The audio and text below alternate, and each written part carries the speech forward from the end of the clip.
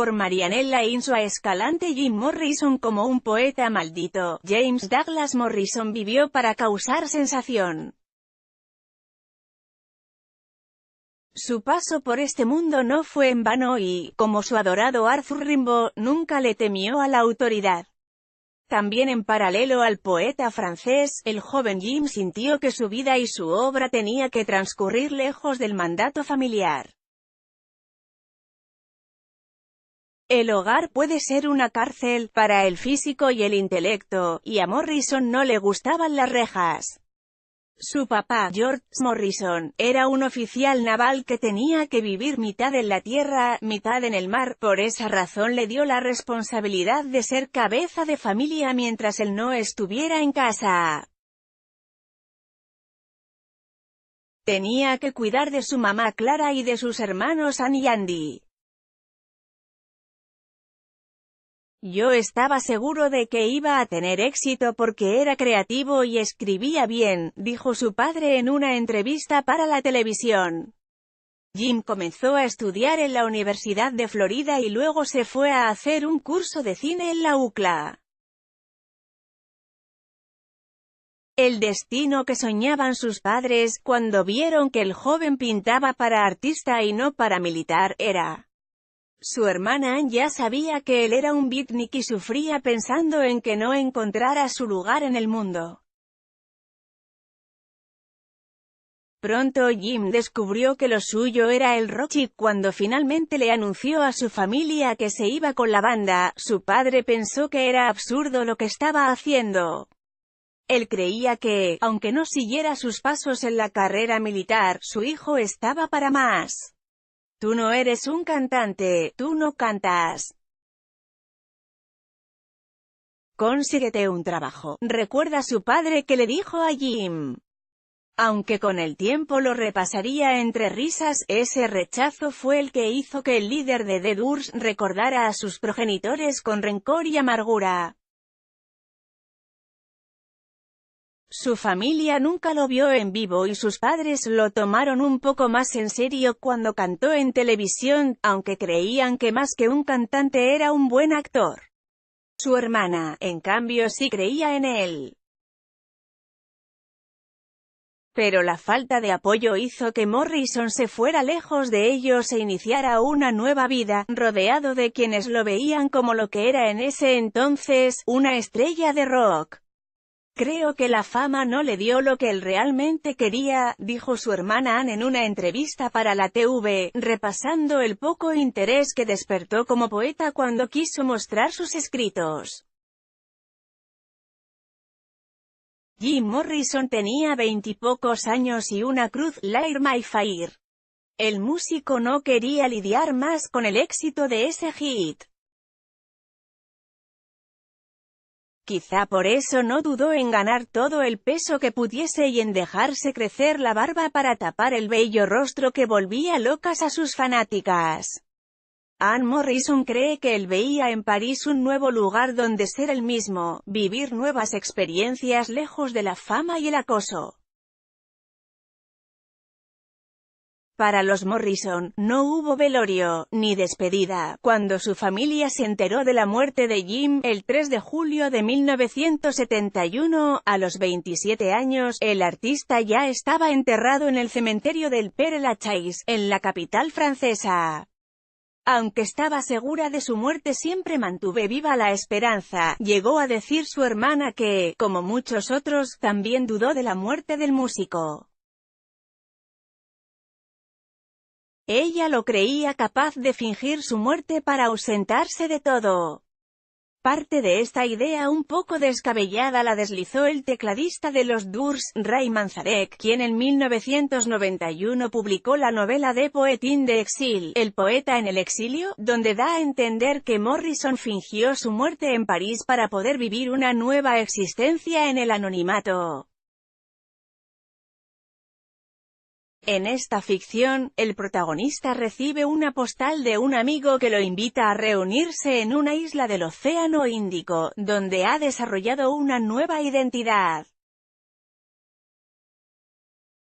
Los años amansaron a su padre y lo llevaron a comprender la personalidad de Jim. Después de todo, él era un buen hombre, una persona seria, sus valores éticos y morales eran altos.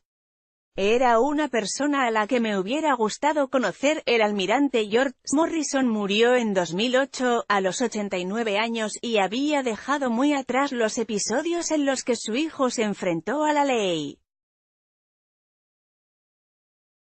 Y no habían sido pocos. Jim Morrison a los 17 años sonar en el programa de Ed Sullivan era lo mejor que le podía pasar a un músico en la década del 60. Eso era llegar. Jim Morrison lo sabía, pero no estaba dispuesto a entregar su alma a cambio de unos minutos de aire en televisión abierta. El 17 de septiembre de 1967 fue el día en que The Doors estaban invitados a presentarse en el famoso show. Poco antes de salir al aire, habría sido el mismo Ed Sullivan quien solicitó que Jim que modificara la letra de Light My Fire. Dado el carácter familiar del programa, la idea era que cambiara de Girl We Couldn't Get Much Higher, chica, no podríamos estar más drogados, a Girl We Couldn't Get Much Better, chica, no podríamos estar mejor. El cantante comprendió el pedido y confirmó que así lo haría, pero cuando llegó el momento de cantar, no se sabe si por descuido o rebeldía, Jim interpretó el tema con la letra original. ¿Qué pasó después? Los 6 espectáculos que estaban pactados para The Doors fueron cancelados inmediatamente por Sullivan, que se sintió traicionado por el joven rockero. Cuando ser rebelde aún era un problema, Jim Morrison se compró todos los números en el sorteo por una cachetada de la ley.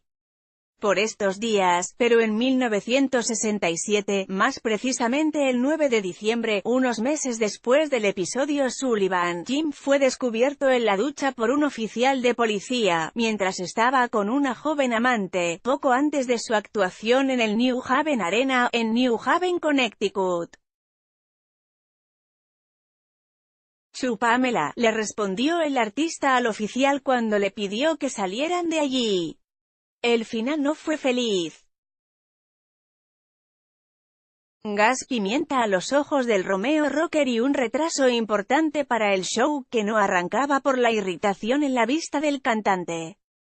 Cuando finalmente subió al escenario y después de hacer algunos temas, Morrison le contó a su audiencia lo que había pasado sin ahorrarse comentarios picantes sobre el episodio y sobre el policía.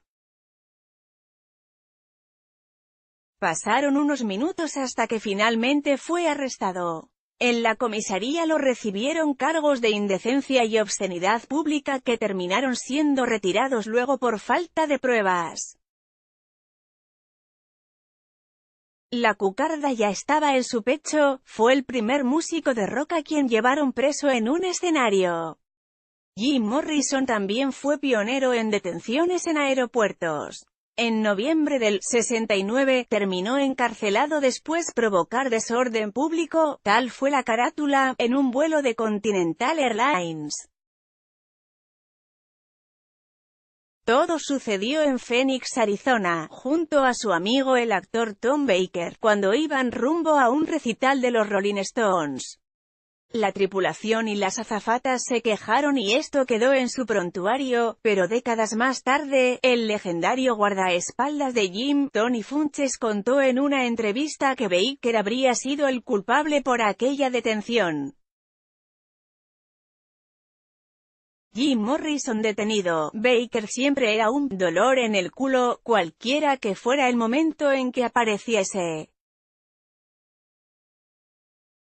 El resto de nosotros simplemente lo dejábamos en paz porque era el amigo de Jim, pero no había nada entre él y el resto de los Doors, era un insoportable hinchapelotas en la forma que se expresaba, explicó Funches, echando un manto de piedad sobre la reputación de Morrison que ya estaba bastante manchada. De todos modos, los coqueteos con la ley fueron muchos.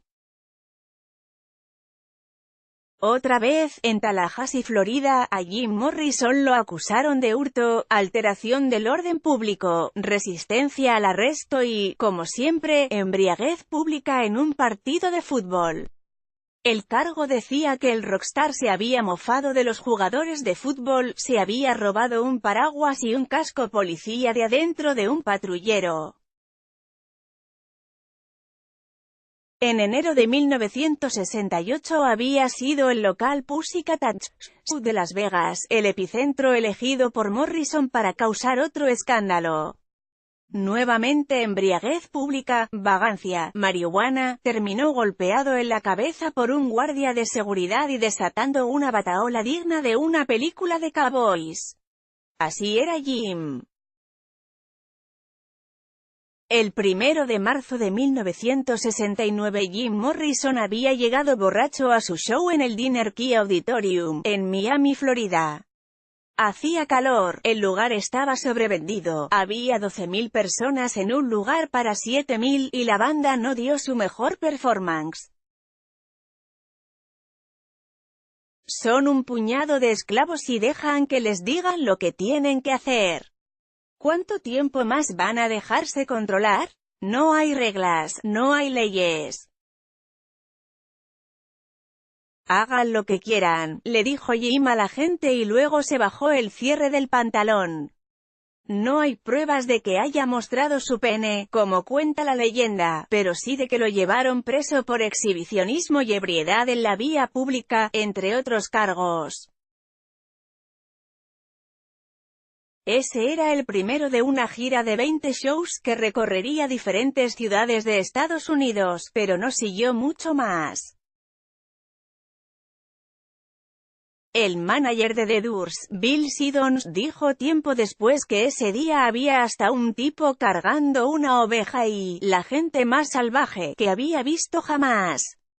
Lo concreto es que la policía local emitió una orden de arresto contra el cantante, alegando que había mostrado su pene en el escenario, que había gritado obscenidades al público estando borracho y que, además, había simulado tener sexo oral con su guitarrista, Robbie Krieger. Pamela Curson y Jim Morrison. El grupo pagó una multa de $500 porque Jim fue declarado culpable y condenado a 6 meses de prisión, pero quedaría libre hasta que se llevará a cabo el juicio. El procedimiento no pudo concretarse nunca ya que poco tiempo después el astro del rock estaba muerto. Una supuesta sobredosis. Nunca se le realizó una autopsia, o una viuda drogadicta, Pamela Curson, quien moriría tiempo después, y un fortuna que, con los años, fue a parar en manos de esa familia que tampoco lo había comprendido. Con 27 años y uno de los prontuarios más locos del rock, Jim Morrison dejó este mundo en Francia, como su admirado Rimbaud. De no haber sido así, este 8 de diciembre hubiera cumplido 75 años. No hay anacronía posible para situarlo en el hoy y el ahora, pero su obra continúa vigente, libre de todo tiempo y espacio.